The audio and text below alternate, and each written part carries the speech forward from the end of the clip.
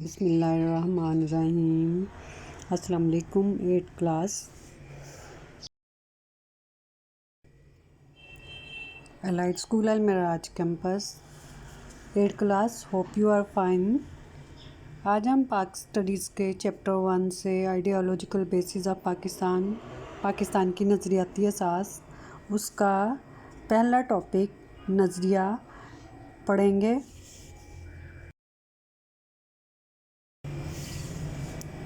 ہمارا آج کا ٹاپک ہے نظریہ۔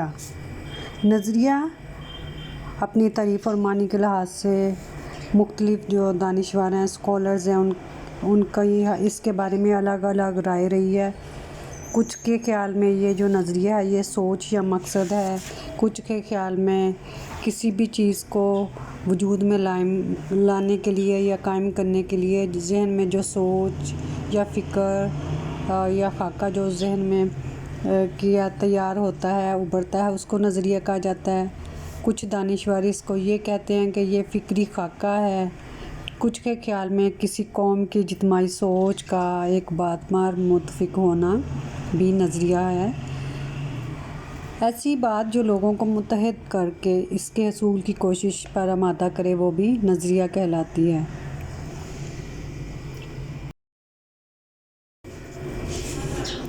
نظریہ سے مراد ایسا ضابطہ یا پروگرام ہے جس کی بنیاد کسی فلسفے پہ یا کسی سوچ پہ رکھی ہوئی ہو اور انسانی زندگی کے مختلف اسپیکٹ، جو لائف کے مختلف اسپیکٹ ہیں، ان مثلاً سیاسی، معاشرتی اور تہذیبی مسائل کے لیے کوئی لائحہ عمل بنایا گیا ہو، کوئی طریقہ کار بنایا گیا ہو۔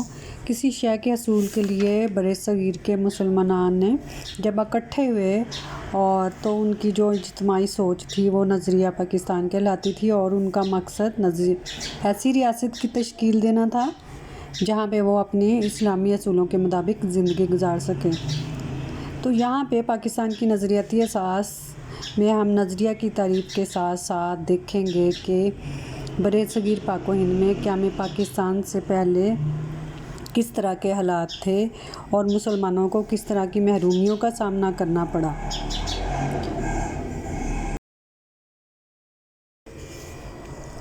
اب آتے ہیں کہ نظریہ کے ماخذ یعنی سورسز کون سے ہیں، ایسے کون سی چیزیں ہیں جو نظریے کی تشکیل دیتے ہیں۔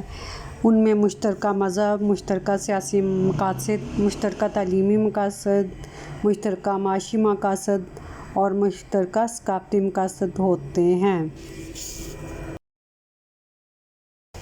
سب سے پہلے ہے مشترکہ مذہب۔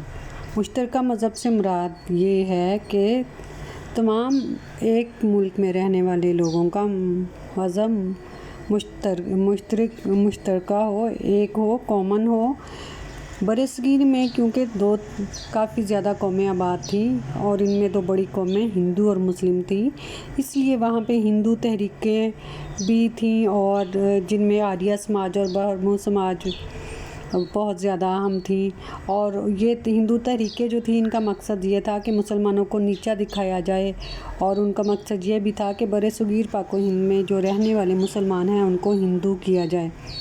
برصغیر میں رہنے والی جو دوسری بڑی قوم تھی وہ مسلمان تھی، لیکن ہندو تحریکوں اور ان کے بانی جیسے رام موہن رائے جو برہمو سماج کا بانی تھا، اور انہوں نے ایک شدید کے نام سے ایک تحریک بھی شروع کی۔ تو یہ ساری جو تحریکیں ہیں ان کا مقصد یہ تھا کہ مسلمانوں کی جو مذہبی شناخت ہے اور پہچان ہے اس کو ختم کیا جائے۔ نظریے کا جو دوسرا بڑا سورس ہے وہ ہے سیاسی مقاصد۔ مشترکہ سیاسی مقاصد جو ہیں اس کی بدولت کو بہت سی قوموں نے آزادی حاصل کی۔ انگریزوں کی آمد سے برصغیر پاک و ہند میں جمہوریت کا تصور ابھرا، جس میں حکومتی نمائندوں کا انتخاب ووٹ کے ذریعے عمل میں لانا تھا۔ جمہوریت کا مطلب ہے کہ وہ اکثریت میں جو لوگ کسی بھی پارٹی کو یا کسی بھی نظریے کے حق میں ووٹ دیں تو وہ پارٹی یا وہ نظریہ قائم ہو جاتا ہے، اور وہ آبادی کے لحاظ سے مسلمان برصغیر پاک و ہند میں مسلمان اقلیت میں تھے، لہٰذا حکومت میں مسلمانوں کا حصہ بہت تھوڑا تھا، اور ہم مسلمانوں کی مشترکہ سیاسی جو مقاصد تھے وہ بھی ہندوؤں سے مختلف تھے۔ اس لیے جمہوریت کا جو یہ نیا تصور برصغیر میں ابھرا تھا، اس نے مسلمانوں کو بھی ایک نئی سوچ دی کہ اگرچہ وہ اقلیت میں ہے لیکن کیونکہ وہ ہندوؤں کے ساتھ نہیں چل سکتے، اس لیے ان کا علیحدہ سے کوئی مشترکہ سیاسی مقصد ہونا چاہیے یا ان کی اپنی کوئی علیحدہ سے شناخت ہونی چاہیے۔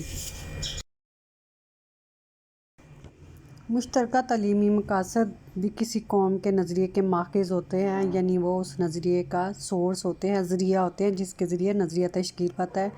انگریز جب برصغیر میں آئے تو انہوں نے وہاں پہ انگریزی زبان کو سرکاری زبان کے طور پہ رائج کیا، تو مسلمان جو تھے وہ انہوں نے اس بات پہ اس کے خلاف رد عمل ظاہر کیا، اور انگریزی زبان کو سیکھنا ان کے خیال میں خلاف اسلام تھا۔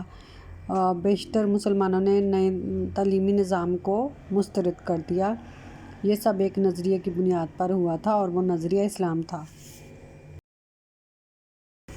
برصغیر میں رہنے والے مسلمانوں کے مشترکہ معاشی مقاصد کا مطلب فائنینشیل جو ان کے مقاصد تھے روزگار حاصل کرنے کے اور یا کاروبار کرنے کے، وہ بھی ایک دوسرے سے ہندوؤں سے بالکل مختلف تھے، کیونکہ برصغیر پاک و ہند میں انگریزوں کے آنے کے بعد 1857 کی جنگ آزادی کے بعد انگریزوں کی ہمدردی حاصل کرنے کے لیے ہندوؤں نے انگریزوں کو مسلمانوں کے خلاف یہ کہہ کر آمادہ کیا اور ان کے خلاف کیا کہ 1857 کی جنگ آزادی میں انگریزوں کے خلاف جو لڑنے والے تھے وہ مسلمان تھے اور ہندو نہیں تھے، تو اس کے نتیجے میں انتقاماً انگریزوں نے مسلمانوں کے ساتھ بہت برا سلوک کیا اور ان کے تمام کاروبار اور تجارت کے مواقع ختم کر دیے، اور معاشی طور پر مسلمانوں پر ظلم جاری رہا اور مسلمانوں کو مستقل نظر انداز کیا گیا۔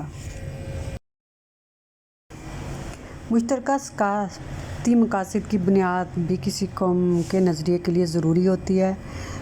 ثقافت سے مراد رویے، زبان، عقائد، رسم و رواج، عقائد، خوراک وغیرہ شامل ہیں۔ انگریزوں کے ہندوستان پر قبضے کے وقت اردو کو سرکاری زبان کی حیثیت حاصل تھی، لیکن ان کے آنے کے بعد انگریزی زبان کو لازمی قرار دیا گیا اور ہندی کو بھی سرکاری زبان کا درجہ دیا گیا۔ اردو کیونکہ عربی رسم الخط میں لکھی جاتی تھی، اس لیے اس کو اور اسے اسلام کے قریب تصور کیا جاتا تھا، اس لیے اس کو رد کر دیا گیا اور مسلمانوں کو ہندی لکھنے پڑھنے پر زور دیا گیا، جبکہ وہ مسلمان یہ نہیں چاہتے تھے کہ وہ اردو کو چھوڑ کر ہندی یا انگریزی زبان کو سیکھیں۔ ہندوؤں کے اس عمل نے مسلمانوں کو یہ سوچنے پر مجبور کر دیا کہ وہ متحدہ ہندوستان میں اپنے تشخص کو مزید برقرار نہیں رکھ سکتے۔ تو جتنے بھی نظریے کے یہ ماخذ تھے، یہ اس بات کے ظاہر کرتے ہیں کہ ہمارے جو سیاسی، ثقافتی، معاشی سارے اور تعلیمی مقاصد ہندوؤں سے بالکل مختلف تھے، کیونکہ ہم ایک خدا کی عبادت کرتے ہیں اور ہمارے جو اسلامی اصول ہیں وہ ہندوؤں سے بالکل مختلف ہیں، اور وہ برصغیر پاک و ہند میں وہ اکٹھے نہیں رہ سکتے۔ اب آخر یعنی لاسٹ میں ہم دیکھتے ہیں کہ نظریہ کی اہمیت کیا ہے۔ نظریہ کیوں وجود میں آتا ہے؟